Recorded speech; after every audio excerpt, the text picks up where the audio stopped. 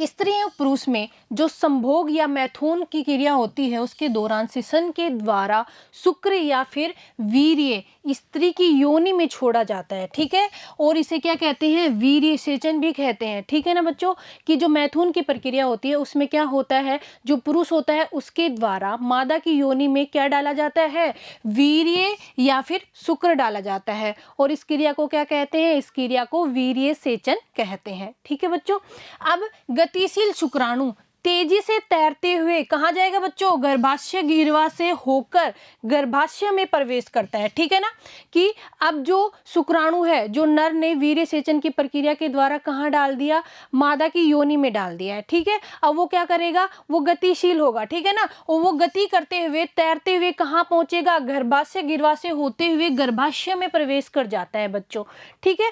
अब क्या होगा कि अंततः कहाँ जाएगा, अंडवाहिनी नली के तुम्बिका क्षेत्र में पहुंच जाएगा। देखो बच्चों, जब हमने मादा जनन तंत्र पढ़ा था उसमें देखा था कि गर्भाशय के अंदर जो नीचे का जो भाग होता है वो गर्भाशय गिरवा कहलाता है, ठीक है। उसके जो नीचे का भाग होता है वो योनि कहलाता है। तो शुक्राणु योनि से होता हुआ कहाँ, गर्भाशय गिरवा में पहुंचेगा। और गर्भाशय गिरवा से कहाँ पहुंचेगा, वो अंडवाहिनी, जो अंडवाहिनी होती है उसके कौन से क्षेत्र, तुम्बिका क्षेत्र में पहुंचेगा, ठीक है बच्चों। हमने देखा था कि जो अंडवाहिनी होती है उसका जो आगे का भाग होता है जो कीप के जैसा दिखता है, ठीक है, जिसपे क्या लगे होते हैं, झालर लगे होते हैं या फिम्बरी लगे हुए होते हैं। जो कीपक के आगे का जो हिस्सा होता है, जो चौड़ा भाग होता है, वो क्या कहलाता है बच्चों, वही भाग तुम्बिका या फिर एम्पुला कहलाता है, ठीक है। अब बात आती है कि जो शुक्राणु है वो कहाँ पहुंच गया, अंडवाहिनी के तुम्बिका क्षेत्र में पहुंच गया। तो देखो बच्चों, इसी बीच क्या होता है, अंडाशय के द्वारा मोचित अंडाणु भी कहाँ पहुंच जाता है बच्चों, अंडाणु भी तुम्बिका क्षेत्र में पहुंच जाता है, ठीक है। अंडाणु कहाँ से रिलीज होगा, अंडाशय में बन रहा है, ठीक है। और अंडाशय है वो रिलीज करेगा या फिर मोचित करेगा किसको, अंडाणु को। और अंडाणु भी कहाँ पहुंच जाएगा बच्चों, तुम्बिका क्षेत्र में पहुंच जाता है। फिर क्या होता है, जहां पर निषेचन की क्रिया संपन्न होती है, निषेचन की क्रिया क्या होती है बच्चों, कि अंडाणु और शुक्राणु का मिलना, यानी कि नर युग्मक और मादा युग्मक का मिलना ही क्या कहलाता है, निषेचन कहलाता है, ठीक है बच्चों। अब क्या होगा, निषेचन तभी हो सकता है यदि अंडाणु तथा शुक्राणु दोनों एक ही समय में कहाँ पहुंचे, एक ही समय में तुम्बिका क्षेत्र में पहुंचे, ठीक है बच्चों। निषेचन कब होगा, निषेचन तभी होगा जब तुम्बिका क्षेत्र में जब शुक्राणु पहुंच रहा है तभी अंडाणु का पहुंचना जरूरी है, दोनों एक साथ तुम्बिका क्षेत्र में पहुंचेंगे, ठीक है बच्चों। अब बात आती है कि यही कारण है कि सभी संभोग क्रियाएं हैं वो निषेचन एवं सहगर्भता की स्थिति में नहीं पहुंच पाती हैं, ठीक है ना। कि जो हर मैथुन की जो क्रिया होती है, हर संभोग की जो क्रिया होती है उसमें निषेचन नहीं होता है, उसमें सहगर्भता या फिर प्रेगनेंसी नहीं होती है। क्यों, क्योंकि अगर जिस टाइम पे अंडाणु है वो कहाँ पहुंचा, तुम्बिका क्षेत्र में पहुंचा, उसी टाइम पे अगर शुक्राणु वहां पे पहुंचा है तो ही क्या होगा बच्चों, तो ही निषेचन होगा। अगर दोनों अलग अलग टाइम पे पहुंचते हैं तो निषेचन की प्रक्रिया नहीं होती है, ठीक है बच्चों। अब हम डायग्राम देखते हैं। ये जो डायग्राम है बच्चों, इसमें अंडाणु दिखाया गया है, ठीक है। ये जो संरचना है ये अंडाणु की संरचना है बच्चों, और इसके ऊपर की जो ये बाहरी परत होती है ये क्या बोलते हैं, इसे जोना प्लेसिडा, ठीक है। अब क्या होता है, ये जो संरचना है ये क्या है, शुक्राणु। तो इस डायग्राम में क्या दिखाया है कि कैसे शुक्राणु गति करता हुआ कहाँ पहुंचता है, अंडाणु के पास पहुंचता है और उसे निषेचित करने की कोशिश करता है, ठीक है बच्चों। तो कोई एक शुक्राणु ही अंडाणु को निषेचित कर पाता है, ये बात ध्यान रखने की है, ठीक है बच्चों। अब बात आती है कि शुक्राणु के साथ एक अंडाणु के संलयन, शुक्राणु के साथ क्या, शुक्राणु के साथ एक अंडाणु के संलयन की प्रक्रिया को क्या कहते हैं, निषेचन कहते हैं बच्चों। कि शुक्राणु है वो किसके साथ, सिर्फ एक शुक्राणु है वो क्या करेगा, अंडाणु को निषेचित करेगा, और इस प्रक्रिया को क्या कहते हैं, इस प्रक्रिया को ही निषेचन या फर्टिलाइजेशन कहते हैं, ठीक है बच्चों। अब बात आती है कि निषेचन के दौरान क्या होगा, एक शुक्राणु है वो क्या करेगा, पारदर्शी अंडावरण, ठीक है। जो अंडाणु होता है उसमें क्या होता है, पारदर्शी अंडावरण होता है, जिसे जोना प्लेशिडा भी कहा जाता है, ठीक है, के स्तर के संपर्क में आता है। ठीक है, निषेचन की जो क्रिया होती है उसमें शुक्राणु सबसे पहले किसके संपर्क में आता है? जो अंडाणु का क्या होता है? पारदर्शी अंडावरण होता है, उसके संपर्क में आता है। फिर क्या होता है बच्चों? इसके अतिरिक्त शुक्राणुओं के प्रवेश को रोकने हेतु उसमें उक्त स्तर में क्या करता है? ये बदलाव प्रेरित करता है। मतलब एक शुक्राणु है वो कहाँ पहुंच गया? वो पारदर्शी अंडावरण के पास पहुंचता है और उसमें बदलाव उत्पन्न करता है ताकि कोई और शुक्राणु उसे निषेचित ना कर पाए। ठीक है बच्चों, अब क्या होगा? इस प्रकार यह सुनिश्चित हो जाता है। क्या सुनिश्चित होता है? कि एक अंडाणु को केवल एक ही शुक्राणु निषेचित कर सकता है। ठीक है बच्चों, कि एक अंडाणु को सिर्फ एक ही शुक्राणु निषेचित कर सकता है, क्योंकि जैसे ही शुक्राणु अंडावरण के पास पहुंचेगा, जो अंडाणु का पारदर्शी अंडावरण है वहां पे पहुंचेगा, तो वो उसमें बदलाव उत्पन्न कर देगा। ठीक है, और जैसे ही उसमें बदलाव होंगे कोई और शुक्राणु उसे निषेचित नहीं कर सकता है। ठीक है बच्चों, अब बात आती है कि जो अग्रपिंडक होता है, ठीक है, का श्रावण शुक्राणु की पारदर्शी अंडावरण के माध्यम से अंडाणु के कोशिका द्रव्य तथा प्लाज्मा भित्ति में प्रवेश करने को मदद करता है। देखो बच्चों, ये अग्रपिंडक क्या होता है? याद होगा ना आपको, जब हमने क्या पढ़ी थी? शुक्राणु की संरचना पढ़ी थी, और उसमें क्या देखा था कि जो शुक्राणु का शीर्ष भाग है उसमें क्या, एक तो क्या होता है? अगुणित न्यूक्लियस होता है, और क्या होता है उसमें? और उसमें एक अग्रपिंडक होता है, जिसमें क्या होते थे बच्चों? जिसमें एंजाइम्स भरे हुए होते थे। ठीक है, तो ये क्या कह रहा है कि जो अग्रपिंडक है उसका श्रावण, उससे क्या निकलेंगे? एंजाइम्स निकलेंगे, जिससे शुक्राणु क्या करेगा बच्चों? जो शुक्राणु है वो पारदर्शी अंडावरण के माध्यम से क्या करेगा? जो अंडाणु का साइटोप्लाज्म है उसमें प्रवेश कर जाएगा, और जो प्लाज्मा भित्ति है उससे होता हुआ जो साइटोप्लाज्म है उसमें प्रवेश कर जाएगा। अब क्या बात आती है कि यह द्वितीयक अंडक के अर्धसूत्री विभाजन को प्रेरित करता है। अब ये क्या करेगा? जो द्वितीयक अंडक होता है उसमें कौन सा विभाजन? अर्धसूत्री विभाजन को प्रेरित करता है। ठीक है बच्चों, फिर क्या होगा कि दूसरा अर्धसूत्री विभाजन भी असमान होता है। हमने ये देख लिया था जब अंड जनन की प्रक्रिया पढ़ी थी हमने, कि जो दूसरा विभाजन होता है, अर्धसूत्री विभाजन होता है, वो क्या होता है बच्चों? असमान होता है। ठीक है, फिर क्या होगा? और इसके फलस्वरूप क्या बनेगा? द्वितीय ध्रुवीय पिंड बनेगा। ठीक है, दूसरा ध्रुवीय पिंड बनेगा और एक अगुणित अंडाणु बनता है। ठीक है बच्चों, एक तो अगुणित अंडाणु बनता है, और क्या बनते हैं? और उसके अंदर द्वितीय ध्रुवीय पिंड बनते हैं। फिर क्या होगा कि शीघ्र ही शुक्राणु का अंडाणु के अगुणित केंद्रक के साथ संलयन होता है। ठीक है, जो शुक्राणु है वो किससे मिलेगा? वो अंडाणु का जो क्या है? अगुणित केंद्रक है ना बच्चों, उसके साथ वो संलयन करेगा, और क्या होगा? जिससे द्विगुणित युग्मनज का रचना होगी। जो द्विगुणित युग्मनज है वो बनेगा, जायगोट का फॉर्मेशन होगा बच्चों। ठीक है, कि जो शुक्राणु है वो अंडाणु के न्यूक्लियस से मिला और संलयन हुआ, तो क्या बना? युग्मनज बना, जायगोट का निर्माण हुआ। ठीक है बच्चों, अब एक युग्मनज में कितने गुणसूत्र होते हैं, ये आपका क्वेश्चन है। अब आपको सोचना है कि जो एक युग्मनज होता है उसमें कितने गुणसूत्र होते हैं। ठीक है बच्चों, अब इसी चरण में क्या होता है? शिशु का लिंग निर्धारण की जो प्रक्रिया होती है बच्चों, यानी कि लड़का या लड़की का होना निश्चित हो जाता है। इसी चरण में क्या होता है कि लड़का होगा या लड़की होगी, उसका निर्धारण भी इसी चरण में हो जाता है। ठीक है बच्चों, स्त्री में गुणसूत्रों का स्वरूप क्या होता है? इन स्त्री में जो बच्चों गुणसूत्र होते हैं वो क्या होते हैं? XX गुणसूत्र होते हैं। ठीक है, तथा जो पुरुष होते हैं उसमें क्या होते हैं? XY होते हैं। ठीक है, इसको डायग्राम से देखते हैं। देखो बच्चों, ये जो स्त्री है, ये डायग्राम स्त्री का है। स्त्री में कौन से गुणसूत्र होंगे? XX गुणसूत्र। ठीक है बच्चों, और ये क्या है? पुरुष है, मेल है, तो इसमें गुणसूत्र क्या होंगे? XY होंगे। ठीक है, अब क्या होगा? अगर स्त्री का जो X गुणसूत्र है वो पुरुष के X गुणसूत्र से मिलेगा तो क्या बनेगा बच्चों?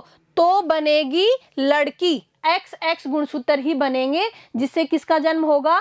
लड़की का जन्म होगा। ठीक है, और अगर जो स्त्री का जो X गुणसूत्र है वो किससे मिलेगा, वो पुरुष के Y गुणसूत्र से मिलेगा, तो क्या बनेगा बच्चों, तो बनेगा XY यानी कि लड़का। तो क्या होगा, जो स्त्री का जो X गुणसूत्र है वो मिल रहा है किससे, Y गुणसूत्र से, तो बनेगा क्या, लड़का। ठीक है, तो 50-50% चांस होते हैं कि 50% लड़की हो सकती है और 50% लड़का हो सकता है। ठीक है बच्चों, ये किस पे डिपेंड करेगा, ये डिपेंड करेगा पुरुष के ऊपर कि पुरुष का जो शुक्राणु है उसमें कौन सा गुणसूत्र है। तो अगर XX मिलेंगे तो क्या बनेगी, लड़की बनेगी, और XY गुणसूत्र मिलेंगे तो क्या बनेगा, लड़का बनेगा। ठीक है बच्चों, अब बात आती है, इसीलिए स्त्री द्वारा उत्पादित सभी, स्त्री के द्वारा जितने भी उत्पादित क्या है, सभी अगुणित युग्मकों में क्या होते हैं बच्चों, X लिंग गुणसूत्र होते हैं। ये हमने देख लिया है कि स्त्री के अंदर जो भी युग्मक बनेंगे वो उसमें कौन से गुणसूत्र होंगे,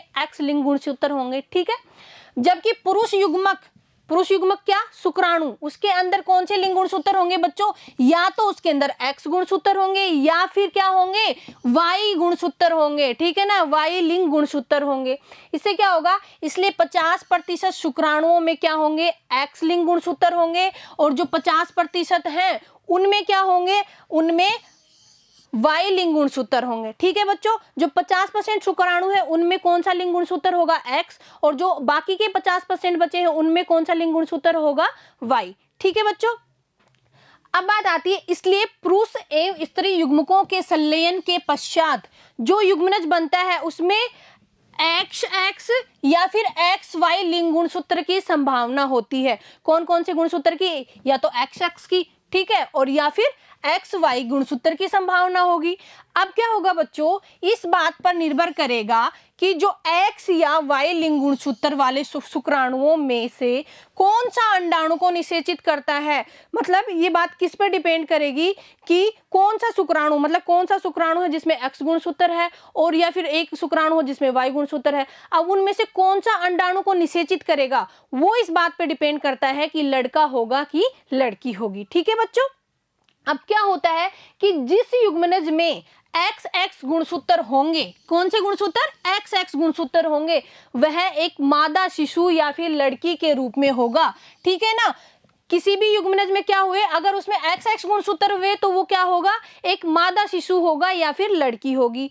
और जबकि क्या, अगर उसमें क्या है, XY गुणसूत्र वाला युग्मनज है तो शिशु क्या होगा, बनने वाला शिशु है बच्चों वो लड़का होगा यानी कि नर होगा। ठीक है, इस डायग्राम में भी वही बताया गया है कि ये मदर या फिर कहें कि ये जो मादा है इसमें गुणसूत्र क्या है बच्चों, XX। ठीक, और जो ये पुरुष है इसके अंदर, फादर के अंदर क्या है, XY है, तो इसका X गुणसूत्र, ये अगर इसका X गुणसूत्र पुरुष के X गुणसूत्र से मिलेगा तो क्या बनेगा बच्चों, गर्ल बनेगी, लड़की बनेगी। ठीक है, और अगर मादा का X गुणसूत्र पुरुष के किससे, Y गुणसूत्र से मिलता है तो क्या बनता है बच्चों, लड़का बनता है। ठीक है, तो ये जो संभावना होती है वो 50-50% होती है।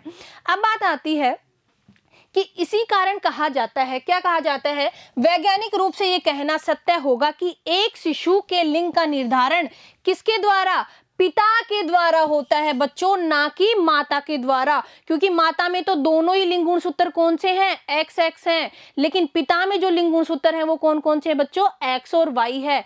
तो लड़का होगा या लड़की होगी इसका निर्धारण कौन करेगा, पिता के द्वारा होता है इसका निर्धारण, जो पिता के गुणसूत्र होते हैं उनके द्वारा इसका निर्धारण होता है। ठीक है बच्चों, अब बात आती है कि समसूत्री विभाजन या फिर जो विदलन की प्रक्रिया होती है उसकी शुरुआत तब होती है जबकि युग्मनज अंडवाहिनी के संकीर्ण पथ में गर्भाशय की ओर बढ़ता है। हमने क्या देखा था कि जो अंडवाहिनी होती है उसके हमने 3 भाग देखे थे बच्चों। पहला भाग क्या था, जो कि कीप के आकार का था, कीपक। ठीक है, और उससे आगे जो चौड़ा भाग था वो क्या था बच्चों, तुम्बिका। ठीक है, अब ये क्या कह रहा है, अगला जो भाग होता है अंडवाहिनी का वो होता है संकीर्ण पथ। ठीक है ना, जो अंडवाहिनी को किससे जोड़ता है, जो अंडवाहिनी को गर्भाशय से जोड़ता है। ठीक है बच्चों, तो ये क्या कह रहा है कि संकीर्ण पथ से ये किसकी ओर बढ़ता है बच्चों, गर्भाशय की ओर बढ़ता है। अब हम बात करते हैं तब क्या होगा, वो गर्भाशय की ओर बढ़ेगा तो क्या होगा कि बच्चों 2 4 8 16 संतति कोशिकाएं बनेंगी उसके अंदर, जिसे क्या कहते हैं, कोरक खंड कहते हैं, उनकी रचना होगी। क्या क्या, 2 4 8 16 संतति कोशिकाएं बनेंगी, किसमें, युग्मनज के अंदर, ठीक है बच्चों। और इसे क्या कहते हैं, इसे कोरक खंड कहा जाता है। अब आता है कि जो बच्चों 8 से 16 कोरक खंड वाले जो भ्रूण होते हैं उन्हें क्या कहते हैं, तो बच्चों उन्हें मोरुला या फिर तूतक कहा जाता है, ठीक है। ऐसा भ्रूण जिसमें क्या है, 8 से 16 कोरक खंड ही बने हैं अभी तक, तो उसको क्या बोलेंगे, उसको मोरुला कहेंगे, ठीक है बच्चों। अब बात आती है कि ये तूतक है, ये क्या करेगा, लगातार विभाजित होता रहता है। इससे क्या होगा, जैसे जैसे ये गर्भाशय की ओर बढ़ेगा, ठीक है ना, यह कोरक पुटी के रूप में परिवर्तित हो जाता है, ठीक है बच्चों। ये क्या करता है, जैसे जैसे किधर बढ़ेगा, गर्भाशय की तरफ बढ़ेगा, तो ये क्या बन जाएगा, कोरक पुटी बन जाएगा बच्चों, ठीक है ना। क्योंकि जो कोरक पुटी होता है वही क्या है, वही भ्रूण जो गर्भाशय होता है उसके अंत स्तर से क्या होता है, अंतः रोपित होता है, ठीक है बच्चों। अब हम डायग्राम देखते हैं। ये जो डायग्राम है इसमें क्या दिखाया गया है, ये क्या है, अंडाणु। अंडाणु को क्या निषेचित कर रहे हैं बच्चों, ये अंडाणु को निषेचित कर रहा है कौन, शुक्राणु, ठीक है।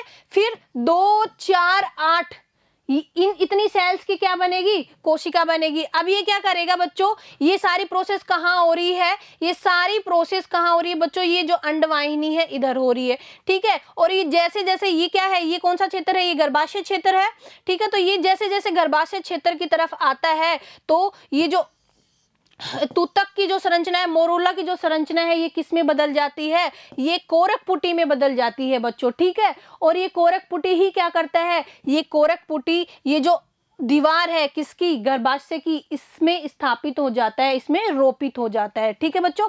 अब हम बात करते हैं कि एक कोरक पुटी में क्या होता है, एक कोरक पुटी में कोरक खंड है वो क्या करता है, बाहरी परत में व्यवस्थित होते हैं, जिसे क्या कहा जाता है बच्चों, जिसे पोष कोरक कहा जाता है, ठीक है। ये क्या करते हैं, ये अब कोशिकाओं के भीतरी समूह, कोशिका के जो भीतरी समूह होते हैं वो जो पोष कोरक से जुड़े होते हैं उन्हें क्या कहते हैं बच्चों, उन्हें अंतर कोशिका समूह कहा जाता है, ठीक है ना। तो अंतर कोशिका समूह किसे कहा जाता है, तो ऐसी कोशिकाओं के भीतरी समूह जो किससे जुड़े हो, पोष कोरकों से जुड़े होते हैं, उन्हें क्या कहा जाता है बच्चों, उन्हें कोशिका समूह कहा जाता है, अंतर कोशिका समूह कहा जाता है, ठीक है।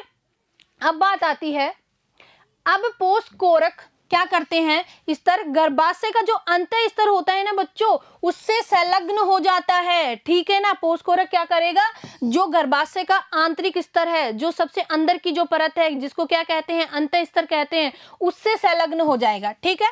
और अंतर कोशिका समूह भ्रूण के रूप में अलग अलग या फिर विभेदित हो जाता है, ठीक है। विभेदित हो गया, अब क्या होगा कि संलग्न होने के बाद में गर्भाशय की जो कोशिकाएं होती हैं बच्चों, वो तेजी से विभक्त होती हैं, तेजी से विभाजन करती हैं, और फिर क्या होता है, जो कोरक पुटी को आवर्त कर लेती हैं, जो कोरक पुटी होता है उसको क्या कर लेती हैं, आवर्त कर लेती हैं, ढक लेती है, कौन, जो गर्भाशय की कोशिकाएं होती हैं वो।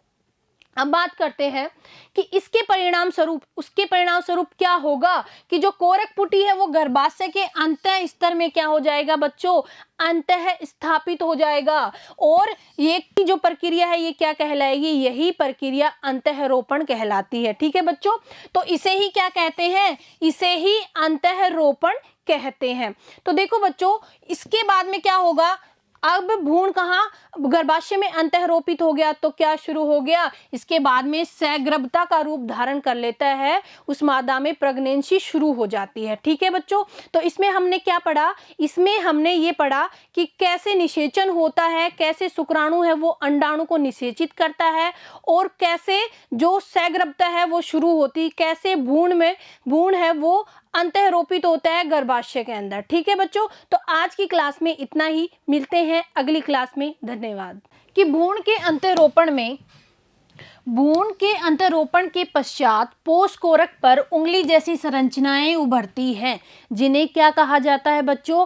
जिन्हें जरायुज अंकुरक या फिर कोरियोनिक विलाई कहा जाता है। ठीक है, जो अंतरोपण की क्रिया होती है वो क्या होती है बच्चों? जो भ्रूण होता है उसका मादा के गर्भाशय से जुड़ना ही क्या कहलाता है? अंतरोपण कहलाता है। ठीक है, और अंतरोपण के पश्चात क्या होता है? जो पोषकोरक होते हैं उनके ऊपर अंगुली के जैसी संरचनाएं हैं वो उभरती हैं, तो उनको क्या कहते हैं बच्चों? उसे जरायुज अंकुरक या फिर कोरियोनिक विलाई कहते हैं। ठीक है बच्चों, तो अब बात आती है कि ये जो जरायुज अंकुरक होते हैं ये क्या होते हैं बच्चों? गर्भाशयी ऊतक और मातर रक्त से आच्छादित होते हैं। ये जो क्या होते हैं? जरायुज अंकुरक होते हैं, ये क्या होते हैं बच्चों? गर्भाशय जो ऊतक होते हैं, गर्भाशय के ऊतक और जो मातर रक्त होता है उनके द्वारा सराउंडेड रहते हैं, उनके द्वारा क्या होते हैं? आच्छादित रहते हैं। ठीक है बच्चों, अब बात आती है कि ये जो जरायुज अंकुरक और गर्भाशयी ऊतक हैं ये क्या करते हैं बच्चों?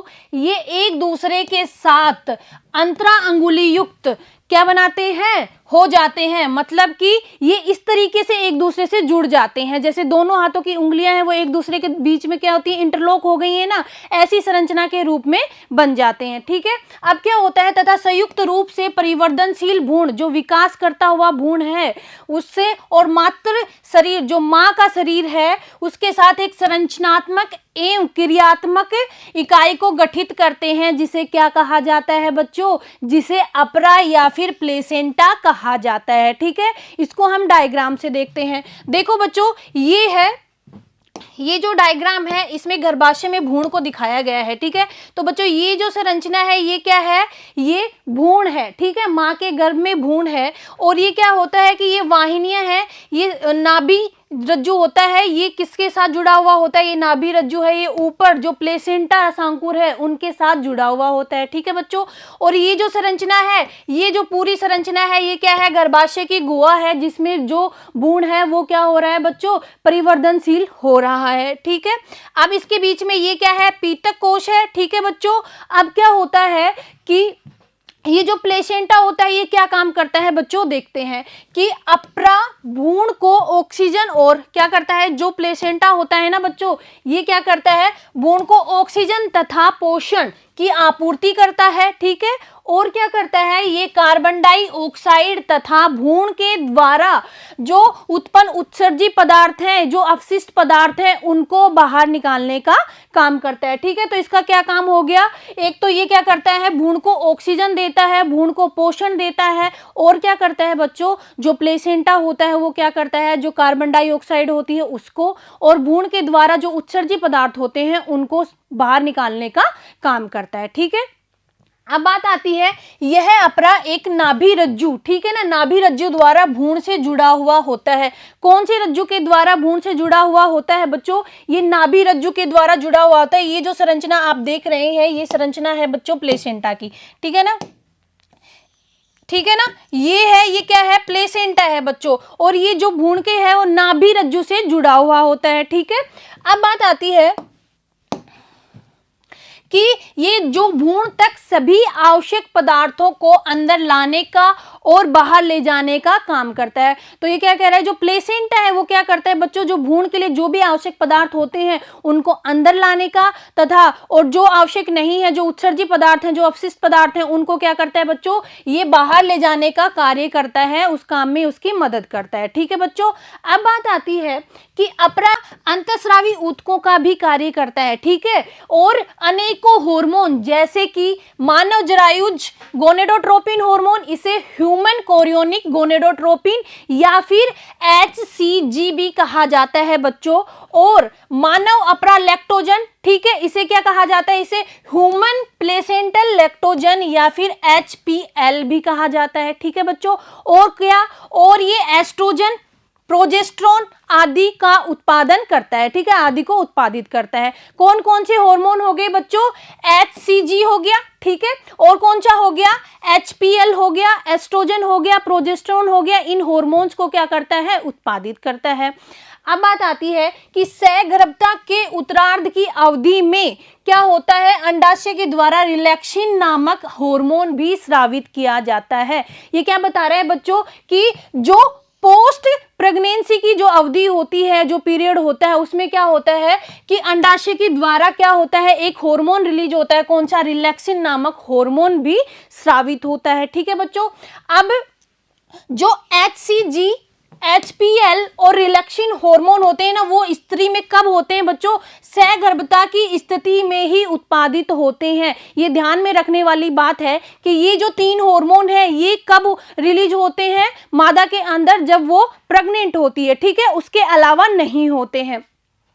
इसके अलावा दूसरे हार्मोन कौन कौन से बच्चों, एस्ट्रोजन, प्रोजेस्टेरोन, कोर्टिसोल और प्रोलैक्टिन, थायरोक्सिन। ठीक है ना, इनकी मात्रा है वो सगर्भता के दौरान मादा के या फिर मां के रक्त में बढ़ जाती है, कई गुना वृद्धि हो जाती है इन हार्मोन्स की। ठीक है, तो अब बात आती है कि इन हार्मोन्स के उत्पादन में बढ़ोतरी होना भी भ्रूण वृद्धि, माता की उपापचय क्रियाओं में परिवर्तन, ठीक है, सगर्भता को बनाए रखने के लिए आवश्यक होता है। ये क्या कह रहा है कि ये जो हार्मोन है इनका जो उत्पादन बढ़ रहा है, ये क्या करता है बच्चों, ये जो भ्रूण होता है उसकी वृद्धि में और जो मादा की उपापचय क्रियाएं होती हैं उनमें परिवर्तन करता है और सगर्भता को बनाए रखने के लिए आवश्यक होते हैं। ठीक है बच्चों, अब आता है कि जो अंतःरोपण के तुरंत बाद क्या अंतर कोशिका समूह या फिर कहें जो भ्रूण है वो क्या बाह्य त्वचा या फिर एक्टोडर्म नामक एक बाहरी परत, ठीक है ना, जो बाहरी परत है जिसको क्या बोलते हैं,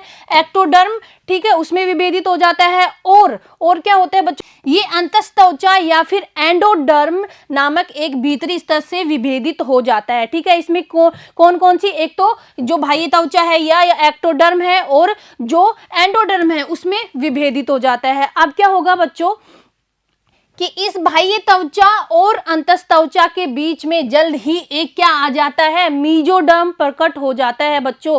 क्या इन दोनों के बीच में क्या आ जाता है, जो एक्टोडर्म है और जो एंडोडर्म है उनके बीच में एक और स्तर आ जाता है जिसे क्या कहते हैं, मीजोडर्म आता है। ठीक है बच्चों, अब आता है कि ये तीनों स्तर हैं, ये वयस्कों में सभी ऊतकों या फिर कहें कि अंगों का निर्माण करते हैं। ठीक है, ये जो तीनों स्तर हैं कौन कौन से, एक्टोडर्म, एंडोडर्म और मीजोडर्म, ये तीनों जो है ये क्या करते हैं, विभिन्न प्रकार के ऊतकों या फिर अंगों का निर्माण करते हैं। ठीक है बच्चों, अब आता है इस अंतर कोशिका समूह में कुछ निश्चित तरह की कोशिकाएं होती हैं बच्चों, जिन्हें क्या कहा जाता है, जिन्हें स्टेम कोशिकाएं या स्टेम सेल्स कहा जाता है। ठीक है, अब क्या होता है बच्चों, इनमें क्या क्षमता होती है कि इनमें क्षमता होती है कि वो सभी अंगों एवं ऊतकों को उत्पन्न कर सकती हैं। बच्चों जो स्टेम सेल्स होती हैं ये क्या करती हैं बच्चों, इनमें वो क्षमता उपस्थित होती है जो क्या करती है, जो सभी प्रकार के अंगों और ऊतकों को उत्पन्न कर सकती है। ठीक है बच्चों, अब बात आती है कि मानव में सगर्भता की अवधि 9 महीने तक होती है। ठीक है ना, तो जो मानव होता है उसमें जो सगर्भता की अवधि है वो कितने महीने की होती है बच्चों, वो 9 महीने की होती है। ठीक है, अब आपके लिए सवाल है कि जो कुत्ते, हाथी और बिल्लियां होती हैं उनमें सगर्भता की अवधि कितने महीनों की होती है। ठीक है बच्चों, तो इस सवाल का जवाब आप मुझे देंगे। ठीक है, अब आगे चलते हैं कि मानव में 1 महीने की सगर्भता के बाद भ्रूण का हृदय निर्मित हो जाता है। ठीक है ना, 1 महीने की सगर्भता के बाद में क्या उत्पन्न होता है बच्चों, क्या निर्मित होता है, हृदय निर्मित हो जाता है। ठीक है, अब एक बढ़ते हुए भ्रूण का पहला संकेत, एक बढ़ते हुए भ्रूण का पहला संकेत क्या होगा बच्चों कि स्टेथोस्कोप से उसके हृदय की धड़कनों को ध्यानपूर्वक सुना जा सकता है। ठीक है ना, एक बढ़ते हुए बच्चे की धड़कनों को ध्यानपूर्वक सुना जा सकता है। ठीक है, अब सगर्भता के दूसरे माह के अंत में, पहले माह में क्या बना है, हृदय बन गया है। ठीक है, अब दूसरे माह के अंत में क्या होगा बच्चों, भ्रूण के पाद और उंगलियां विकसित हो जाएंगी। दूसरे माह के अंत में पाद और उंगलियां विकसित हो जाती हैं। ठीक है बच्चों, अब आता है 12वें सप्ताह या फिर कहें कि पहली तिमाही के अंत तक क्या होगा, लगभग सभी प्रमुख अंग तंत्रों की रचना हो जाती है। ठीक है ना बच्चों, जो 12वां सप्ताह होता है या फिर ये कहें कि जो पहली तिमाही होती है, ठीक है ना, उसके अंत तक क्या होते हैं, लगभग सभी अंग बन जाते हैं। ठीक है, इसका उदाहरण अगर अपन लें तो इसमें क्या है कि पाद एवं बाह्य जनन अंग अच्छी तरह से विकसित हो जाते हैं। पहली तिमाही में लगभग सभी अंग विकसित हो जाते हैं। ठीक है बच्चों, अब बात आती है कि गर्भावस्था के 5वें माह के दौरान क्या होता है, गर्भ की पहली गतिशीलता, ठीक है ना, जो बच्चा है, जो भ्रूण है, वो पहली बार गतिशीलता प्रदर्शित करता है, ठीक है बच्चों। तो 5वें महीने के दौरान गर्भ की पहली गतिशीलता और सिर पर बालों का उगाना सामान्यतः देखा जाता है, ठीक है। जो भ्रूण होता है उसके उस सिर पर बाल कब आते हैं, कौन से महीने में आते हैं बच्चों, 5वें माह के दौरान आ जाते हैं, ठीक है। और 5वें माह में ही भ्रूण है वो गतिशीलता दिखाता है। उसके बाद में लगभग 24वें सप्ताह के अंत तक, या फिर यूं कहें कि दूसरी तिमाही के अंत में क्या होगा, पूरे शरीर पर कोमल बाल निकल आते हैं बच्चों, ठीक है ना। क्या कि जो 24वें सप्ताह के बाद में क्या होगा बच्चों, 24वें सप्ताह या फिर कहें कि दूसरी तिमाही के अंत में पूरे शरीर पर बाल आने लग जाते हैं। और क्या होता है, और आंखों की पलकें अलग अलग हो जाती हैं बच्चों, ठीक है ना। जो आंखों की पलकें हैं वो अलग अलग हो जाती हैं। और क्या होता है, बरौनियों का निर्माण हो जाता है, ठीक है बच्चों। अब आता है गर्भावस्था के 9वें माह के अंत तक गर्भ है वो पूर्ण रूप से विकसित हो जाता है बच्चों, ठीक है ना। कौन से 9वें माह के अंत तक क्या होता है कि गर्भ है वो पूर्ण विकसित हो जाता है और इसे प्रसव के लिए तैयार हो जाता है, ठीक है। तो अब जो अगली घटना होगी बच्चों वो क्या होगी, प्रसव की घटना होगी, ठीक है। तो अब हम पढ़ेंगे कि कैसे प्रसव एवं दुग्ध स्रावण की घटना होती है। तो देखो बच्चों, मानव में सहगर्भता की औसत अवधि कितनी होती है, लगभग 9.5 माह, 9 माह या फिर 9.5 माह होती है, ठीक है बच्चों, जिसे गर्भावधि कहते हैं, ठीक है। और ये जो सहगर्भता की अवधि होती है जो क्या कहलाती है बच्चों, जो कहलाती है गर्भावधि, ठीक है। अब बात आती है कि सहगर्भता के अंत में गर्भाशय में जोरदार संकुचनों के कारण गर्भ बाहर निकल आता है, ठीक है ना। अब क्या होगा कि जो गर्भाशय है उसमें जोरदार संकुचन होने लगेंगे बच्चों, जिससे क्या होगा, गर्भ है वो बाहर आ जाएगा। और गर्भ के बाहर निकलने की इस क्रिया को क्या कहते हैं, इस निकलने की क्रिया को शिशु जन्म या फिर प्रसव कहा जाता है। तो गर्भ के बाहर निकलने की प्रक्रिया क्या कहलाई बच्चों, प्रसव कहलाई या शिशु का जन्म कहलाई, ठीक है। अब क्या होगा, प्रसव एक जटिल तंत्री अंतरस्रावी क्रियाविधि होती है बच्चों, ठीक है। एक जटिल प्रक्रिया होती है जिसमें क्या होता है कि प्रसव के संकेत, जो प्रसव के संकेत होते हैं ना बच्चों, वो पूर्ण विकसित गर्भ एवं अपरा से उत्पन्न होते हैं। जो प्रसव के संकेत है वो किससे, पूर्ण विकसित हो गया है गर्भ, ठीक है, उससे। और जो प्लेसेंटा होता है, जो अपरा होता है, उससे उत्पन्न होते हैं, जो कि हल्के गर्भाशय संकुचनों को प्रेरित करते हैं। ये क्या करते हैं, जो गर्भाशय में हल्के संकुचन पैदा करते हैं बच्चों, ठीक है। अब क्या होगा, जिन्हें क्या कहते हैं बच्चों, जिन्हें गर्भ उत्क्षेपण प्रतिवर्त कहते हैं, ठीक है। और ये क्या कहलाते हैं, ये जो संकुचन होते हैं, जो हल्के संकुचन होते हैं, ये क्या कहलाते हैं बच्चों, गर्भ उत्क्षेपण प्रतिवर्त कहलाते हैं, ठीक है बच्चों। अब मातृ पीयूष ग्रंथि से क्या होगा, ऑक्सीटोसिन के निकलने की क्रिया को सक्रिय बनाता है। अब ये जो पीयूष ग्रंथि होती है ये क्या करते हैं बच्चों, ऑक्सीटोसिन की जो हार्मोन है इसकी निकलने की जो क्रिया है उसको सक्रिय बनाते हैं। और जिससे क्या होगा, जिससे ऑक्सीटोसिन गर्भाशय पेशी स्तर पर कार्य करेगा, ठीक है ना। कौन से गर्भाशय के कौन से स्तर पर कार्य करेगा बच्चों, ये गर्भाशय के पेशी स्तर पर कार्य करेगा। कौन से स्तर पर, पेशी स्तर पर, जिसमें क्या होगा बच्चों, जिसके कारण जोर जोर से गर्भाशय संकुचन होने लग जाएंगे, जोर जोर से गर्भाशय संकुचन होंगे, जिससे क्या होगा, गर्भाशय संकुचन ऑक्सीटोसिन के अधिक स्रावण को उद्दीपित करता है। अब जो गर्भाशय में जो जोर जोर से क्या हो रहे हैं बच्चों, संकुचन हो रहे हैं, तो जिससे क्या होगा, और अधिक ऑक्सीटोसिन रिलीज होगा। फिर गर्भाशय संकुचनों तथा ऑक्सीटोसिन स्राव के बीच लगातार उद्दीपक प्रतिवर्त के कारण यह संकुचन तीव्र से तीव्रतर हो जाते हैं, ठीक है।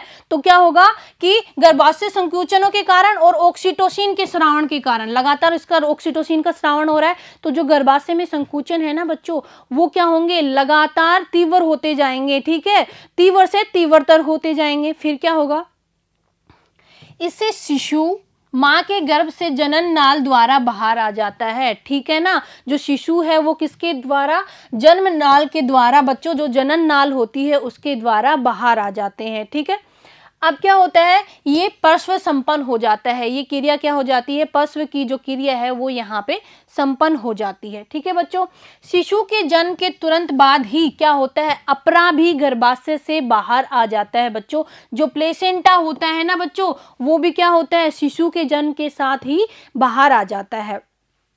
अब स्त्री की जो स्तन ग्रंथियां होती है ना बच्चों, उसमें सहगर्भता के दौरान कई प्रकार के बदलाव आते हैं। ठीक है, कई प्रकार के बदलाव आते हैं और सहगर्भता के अंत तक इनसे क्या, दूध स्रावित होने लग जाता है। ठीक है बच्चों, जो मादा की स्तन ग्रंथियां होती हैं उनसे क्या, दूध स्रावित होने लग जाता है। इस प्रक्रिया को दुग्ध स्रावण कहते हैं। मादा की स्तन ग्रंथियों से दूध का स्रावण होना ही क्या कहलाता है बच्चों, दुग्ध स्रावण कहलाता है। ठीक है, यह माँ को अपने नवजात शिशु की आहार पूर्ति कराने में मदद देता है। ठीक है ना, इससे क्या होता है, जो शिशु का जन्म हुआ है उससे आहार पूर्ति कर सकते हैं। ठीक है ना, स्तनपान के द्वारा जो माँ है वो अपने बच्चे की आहार पूर्ति करती है। अब आता है दुग्ध स्रावण के आरंभिक कुछ दिनों तक जो दूध निकलता है बच्चों, उसे क्या कहते हैं, उसे प्रथम स्तन्य या फिर खीस कहा जाता है। ठीक है ना, ये जो खीस होता है ना बच्चों, इसमें क्या होते हैं, इसमें एंटीबॉडीज होते हैं। ठीक है, खीस में क्या होते हैं, एंटीबॉडी होते हैं जो क्या करते हैं, शिशु के अंदर प्रतिरक्षा का निर्माण करते हैं। ठीक है ना बच्चों, और प्रतिरोधी क्षमता उत्पन्न हो जाती है किसके अंदर, शिशु के अंदर। किसकी वजह से, खीस की वजह से। ठीक है, क्योंकि खीस में क्या होते हैं बच्चों, क्योंकि खीस में होते हैं एंटीबॉडी। ठीक है, अब बात आती है कि एक स्वस्थ शिशु की वृद्धि एवं विकास के लिए प्रसव के बाद आरंभ के कुछ माह तक शिशु को स्तनपान कराने की सलाह डॉक्टर देते हैं। ठीक है ना बच्चों, डॉक्टरों द्वारा कहा जाता है कि जो प्रसव के बाद के जो कुछ महीने होते हैं उसमें जो माँ है उसको क्या करवाना चाहिए बच्चों, स्तनपान करवाना चाहिए। ठीक है ना, स्तनपान करवाना चाहिए, जिससे क्या होता है कि क्योंकि स्तनपान करवाएंगी तो जो दूध होता है, जो शुरू के कुछ महीनों का जो दूध होता है, जो खीस कहलाता है, उसमें क्या होते हैं बच्चों, उसमें एंटीबॉडी होते हैं। ठीक है, जो कि क्या करते हैं, जो कि शिशु में प्रतिरक्षा तंत्र का निर्माण करते हैं। ठीक है ना बच्चों, उसमें प्रतिरोधी क्षमता उत्पन्न होती है।